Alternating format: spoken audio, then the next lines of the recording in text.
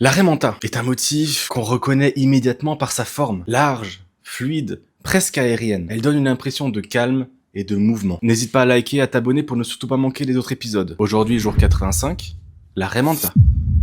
La raie manta apparaît assez tard dans l'histoire des motifs marins, surtout à partir du moment où les explorations maritimes deviennent plus fréquentes. Contrairement à la baleine ou au dauphin, elle est moins présente dans les récits anciens car elle vit principalement dans les zones tropicales, longtemps peu accessibles aux navigateurs européens. Les marins et voyageurs découvrent un animal impressionnant par sa taille, mais totalement non agressif, ce qui marque fortement les esprits. Peu à peu, la raie manta entre dans le tatouage, notamment dans les régions proches de l'océan Pacifique. Elle est choisie pour sa silhouette particulière, très différente des autres animaux marins, et pour le mouvement naturel qu'elle apporte sur la peau. Dans la culture maori, et plus largement polynésienne, la raie manta occupe une place importante. Elle est associée à l'océan, au déplacement et à la protection. Dans le tatouage traditionnel, elle est stylisée et intègre des motifs géométriques qui racontent un parcours de vie, un voyage ou un lien fort avec la mer. Aujourd'hui, la raie manta est devenue un motif à part entière dans le tatouage contemporain. Mais derrière son aspect esthétique, elle reste profondément liée à l'histoire maritime du Pacifique et aux cultures qui ont vécu au contact direct de l'océan.